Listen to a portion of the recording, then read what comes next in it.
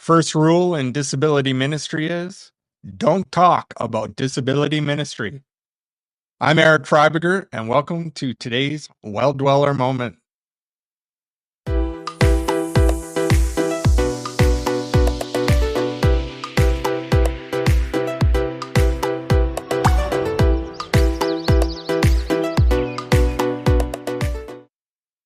Okay, so second rule in disability ministry is don't talk about disability ministry. What am I talking about here? All right. We're talking Well Dweller Moments today about a social post I put on my social feeds the other day of this quote.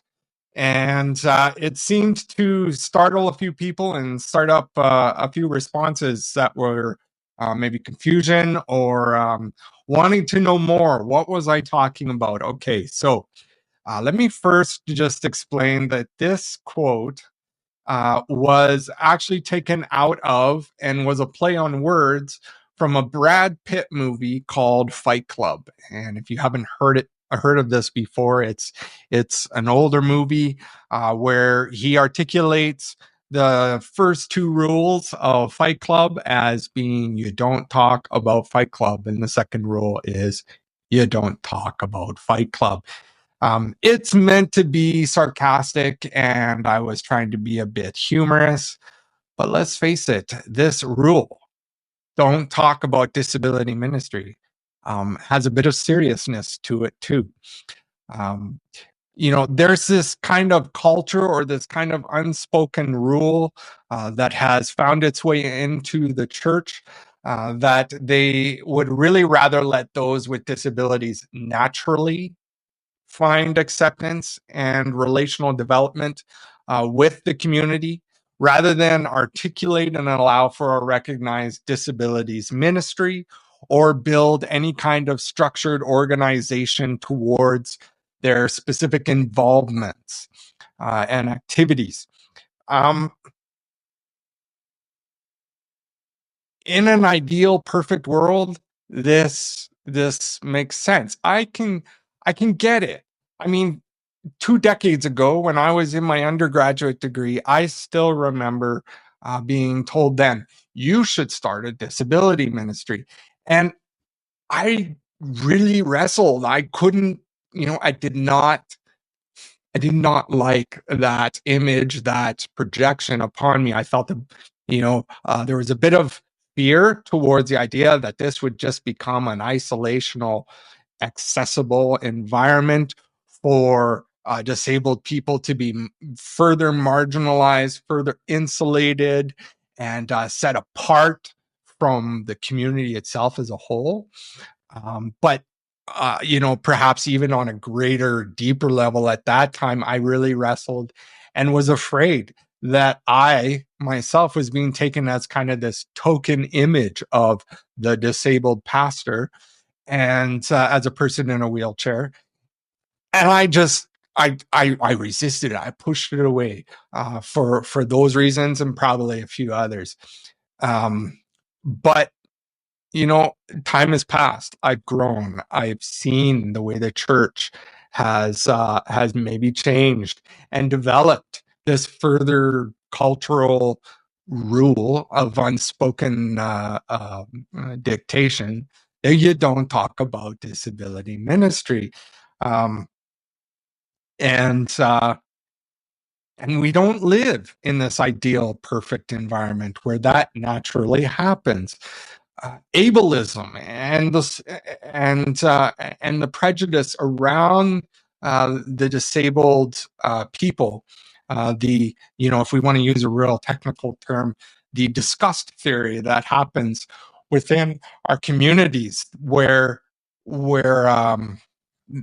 people who appear different, who face different physicalities, different cognitive and mental projection of understandings and wisdom and knowledge, they get pushed aside, and they naturally are put into an isolated environment, marginalized and segregated out from the community as a whole, you don't need the unspoken word. So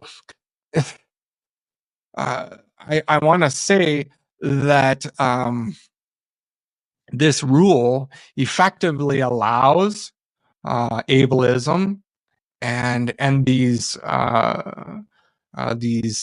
isolational rejections to naturally evade and silence the disabled community into an obscurity and invisibility in the church and in our communities as a whole.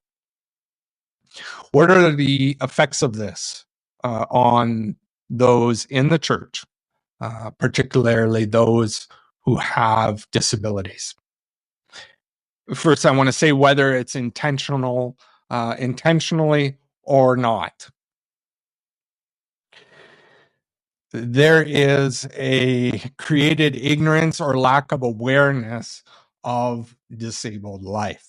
I often hear that the first steps to creating a relationship with those with disabilities is to listen and learn from them. And yes, this is true, but like any good disciple or follower of Jesus, we must also become apostles. We must also become sent and engaging and involving and becoming active and transforming our community and our church to be an inclusive environment. Not just learn about it, but implement it, allow it to become a renewed sense of inclusive community. Let the world see that the disabled are significant and a part of your movement, of your discipleship, of what it means to be in the kingdom of God. Okay, I'm preaching. The next one, there is a sense, a loss of understanding. A loss of understanding the significant presence of disabled theology and community in the biblical story itself, particularly the Gospels. I mean, seriously, let's take this to a practical level. How many of us know about the character Mephibosheth? The average congregational member, the average person in our church, when you say to them, "Hey, what do you think of Mephibosheth's story?" I'm willing to bet that a large number of people they won't know who that is. But let's even go further. Say, Jacob, did you know he was disabled? He didn't hike the mountains and run the fields. He walked with a limp, probably had a cane. We talk about Saul or David, both of them struggling with mental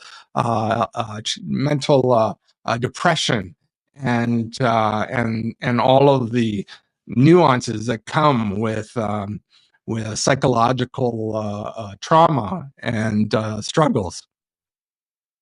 Paul was probably blind by older age, at least, but the whole thorn in the side understanding. What is the thorn in the side? He probably struggled with a disability throughout his years ministering in the uh, greater Roman Empire. Okay. There is next a lack of ability to fund, resource, structure, and communicate with and for the disabled in our communities. Key communities. I'm extending this to say that the church is bigger than the four walls that surround it. To say that when we see the needs, the activities, the involvement of those with disabilities, we can't just look at who's attending on Sunday morning, who's coming to the accessible building for church services.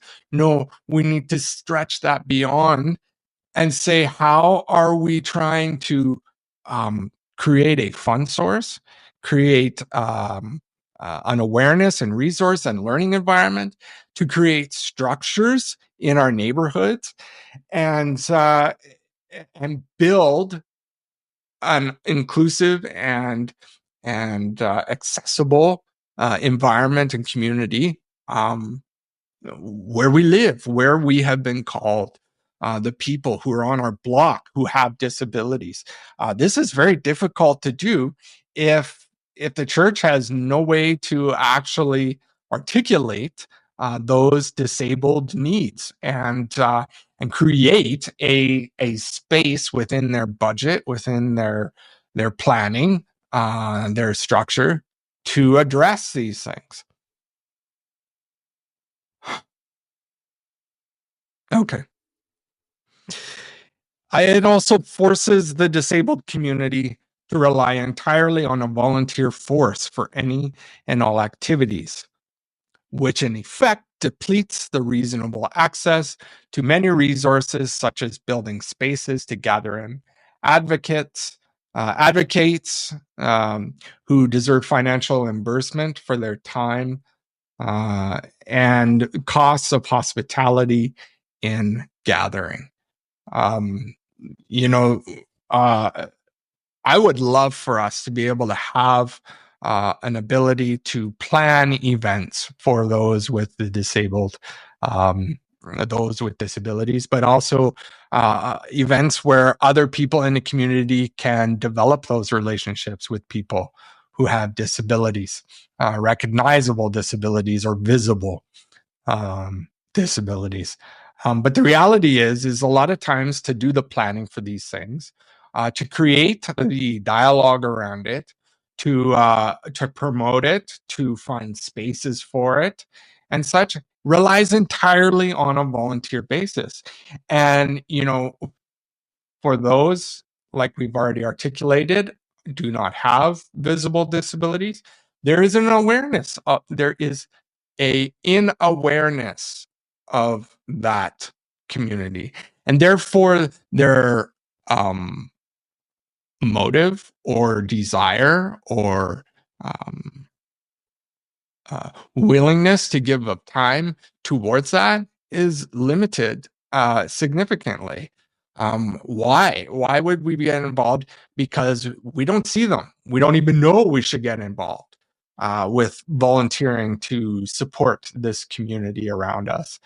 And then that leaves it on the burden of those with disabilities. Well, come on.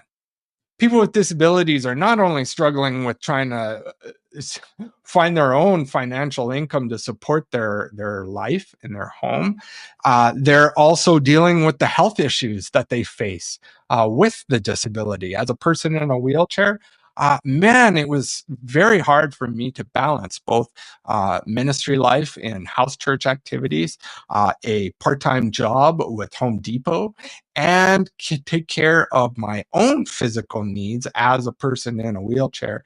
Not to mention my family, as my wife was also in a wheelchair, and balance all of this out together. As I get older, I'm having to shave time off of things and step out of other roles that I just can't hold anymore. Volunteer uh, workforce for a disabled community is not reasonable.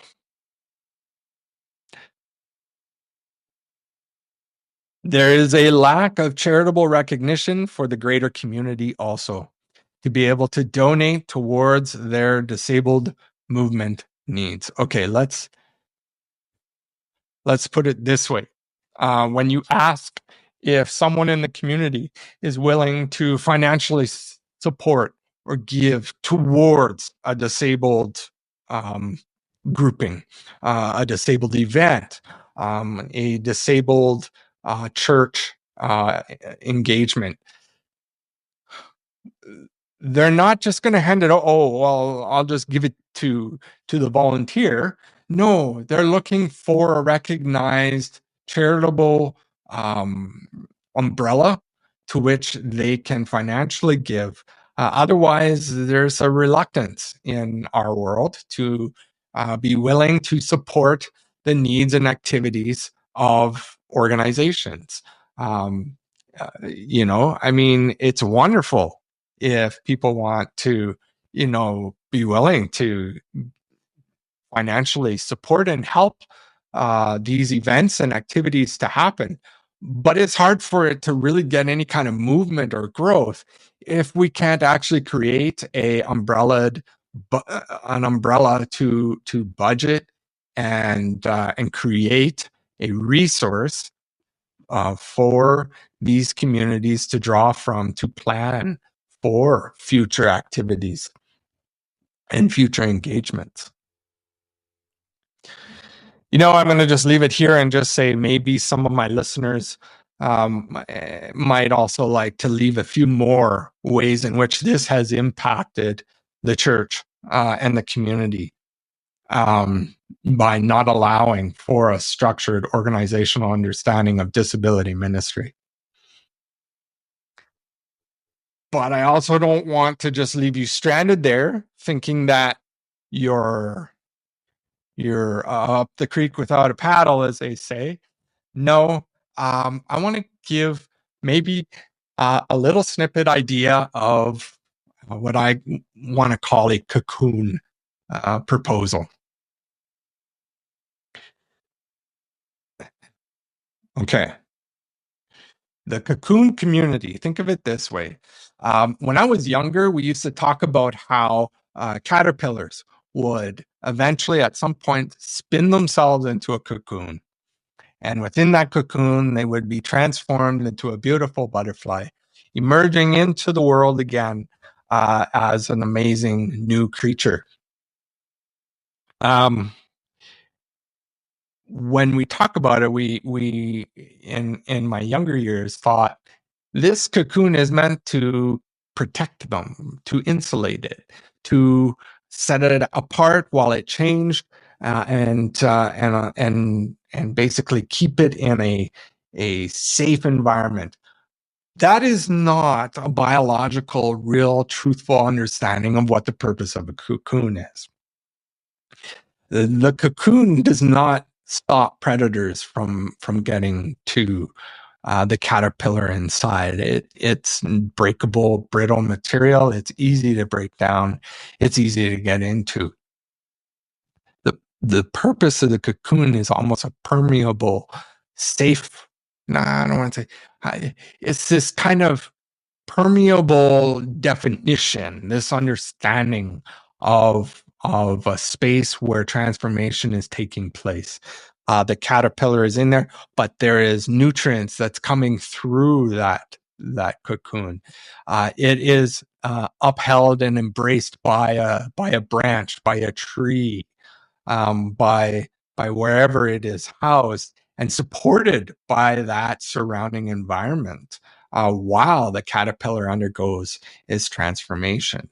And there's this space where also that eventually the caterpillar inside can emerge out and then re-engage the world with its amazing new beauty, its maturity, its growth, its embodiment of life. All right. How do we apply this to what I'm trying to articulate? That talking about disability and disability ministry in the church is a necessary rule, a necessary ideal, a necessary need for us to revisualize. Because when we create a community for those with disabilities in our church, it is not meant to segregate or isolate. It is meant to pronounce a space where amazing gifts, talents, and abilities, where incredible people can not just transform and grow to be the super people that God has created them to be, but also to shine and allow that to spread out for the community at large, the church to engage and see this community and engage them more and kind of pass through that permeable cocoon element of disability ministry that's around them and say, we want to be part of this. We want to help them grow. And in turn, we are excited to see how they will help us grow in the kingdom, in our discipleship, in our following of Jesus and God, and the ways that we see the biblical storyline living out today. In case you haven't got the feel, this is hitting me personally. This is hitting me in the heart. And if I'm preaching too much, I hope you bear with me. I hope you can give me the grace through this. I'm not going to keep going on.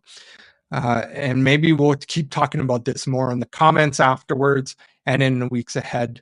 But I want to end here with a quote from Fern Bazowski's book, Embrace Life, Embrace Hope, Cultivating Wholeness and Resilience Through the Unexpected. I've been reading it lately. You probably caught some of the quotes I put on my social feeds. But here's what I want you to hear. Each struggle we face has purpose, and within each purpose are necessary steps we need to take if we want to figure out how to heal well. It's a process. Healing isn't about the destination. It's about exploring the source of fear. It's about peeling back all the layers, one after the other, and discovering freedom from fear. Freedom from fear. I said earlier that 2 decades ago, when I was thinking about the idea of disability ministry, I had a number of fears that kept me back, that held me back. Some, maybe they were rightful purposes, but others, not so much. Maybe some of them were false and elusive to the true calling and purpose that God may have had. But that doesn't mean that it was dropped, that it ended. Today, I feel extremely drawn to this understanding of the disability ministry, of serving those in the disabled community, the recognized, visible disabled community, and trying to bring it into an inclusive environment of the church as a whole to say that we belong, that we are flourishing, and that we have a purpose and role within the kingdom, within the growth of discipleship and the greater good of the community. My encouragement to the church is, don't be afraid to talk about disability. We need to talk about disability. We need to wrestle with the things that we may have misunderstood and the things we need to reimagine, the things we need to redraw, and the things we need, most specifically, to create, to allow the disabled community to grow into an inclusive, greater presence in our walk with God. Yeah, friends. I thank you for listening to me today in my Well Dwellers moment. I know I've gone on for quite some time now. I want to leave it here with you to ponder and think. Please comment. Please email me. Please let me know what you think. And I look forward to hearing what you have to say too. Together we can grow and find what these Well Dweller moments mean. Please do subscribe. Please share this with others that you think need to hear it. And thank you for listening to me today.